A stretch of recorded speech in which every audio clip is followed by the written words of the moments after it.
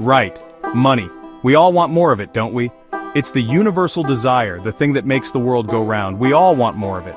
It buys things, nice things, essential things like rent and food. It's the key to comfort and security. It buys things, nice things, essential things like rent and food. Imagine a world where everyone had enough money to buy whatever they needed. So why can't governments just print more money and give it to everyone? Boom! Poverty solved, right? Wrong. This seemingly brilliant idea is a spectacularly bad one. This seemingly brilliant idea is a spectacularly bad one. It's like trying to cure a headache by whacking yourself on the head with a hammer. It's like trying to cure a headache by whacking yourself on the head with a hammer. The problem isn't the physical amount of money, but what that money can actually get you. The problem isn't the physical amount of money, but what that money can actually get you.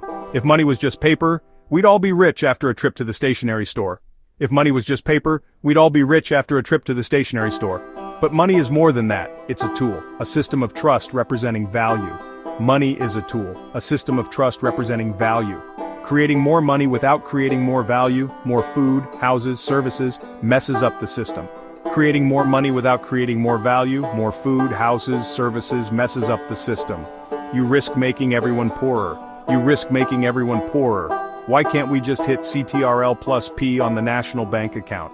Why can't we just hit CTRL plus P on the national bank account? Because of a force that can turn your hard-earned cash into worthless paper. Because of a force that can turn your hard-earned cash into worthless paper. We need to talk about inflation and its scarier, more unhinged older brother. We need to talk about inflation and its scarier, more unhinged older brother. Stay tuned as we dive deeper into the world of economics and the hidden forces that shape our financial lives. Inflation. You've heard the word. It's a term that gets thrown around a lot, especially in the news and by economists. But what does it really mean for you in your everyday life? Your grandparents complain about it. They remember when a loaf of bread cost a fraction of what it does now. They've seen their savings erode over time. Inflation means your money buys less over time. That $10 bill? It might feel like a solid piece of value in your wallet, but it's slowly losing its purchasing power. Next year it might only buy what $9 buys today. This gradual decrease in value affects everything from groceries to gas. A little bit of inflation, say a couple of percent a year, is often considered normal. It's a sign that the economy is growing and people are spending money. Economists sometimes even aim for it as a sign of a growing economy.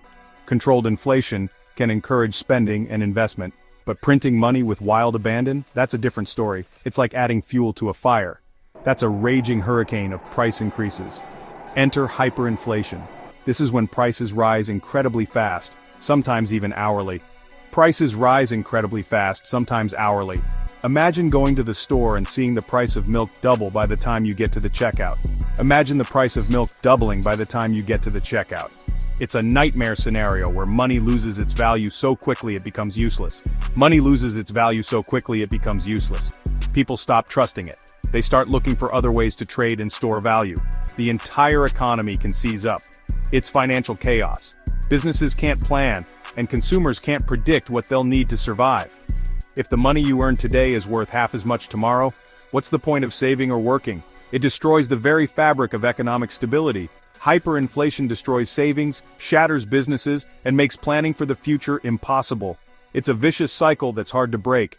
People resort to barter because their national currency is as valuable as confetti. They trade goods and services directly, bypassing the worthless money. This is the danger when we talk about just printing more money.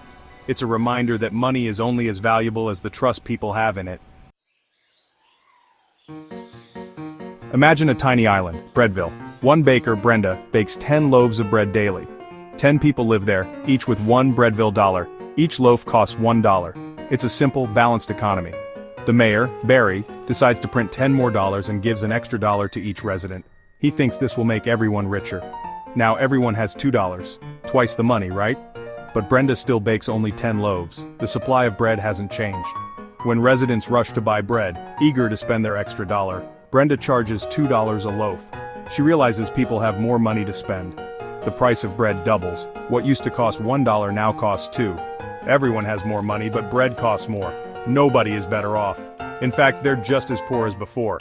They just need more paper to buy the same loaf. The extra money didn't add any real value. That, in a nutshell, is inflation caused by printing money. More money chasing the same goods leads to higher prices. The Breadville story illustrates the core problem. Printing more money doesn't create more things. Money is a claim check, a token for goods and services.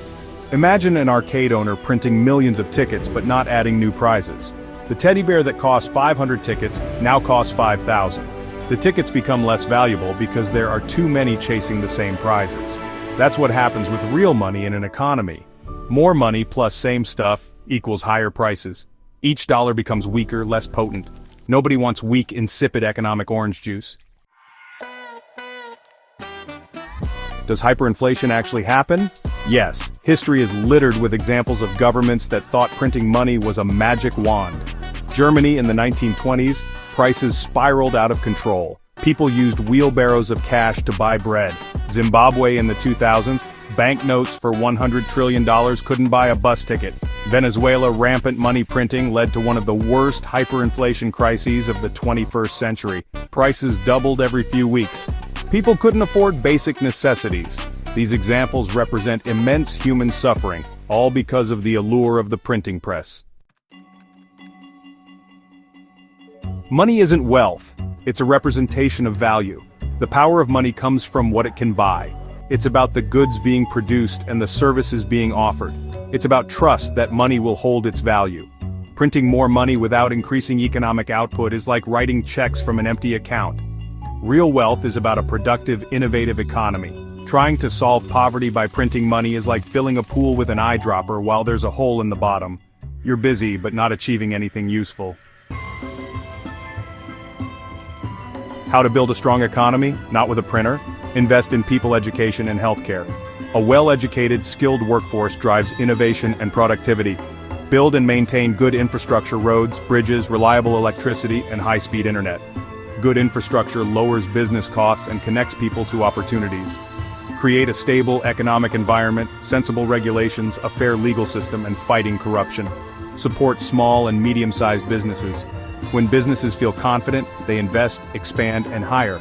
That's how you create real jobs and real wealth, not by diluting the value of your currency.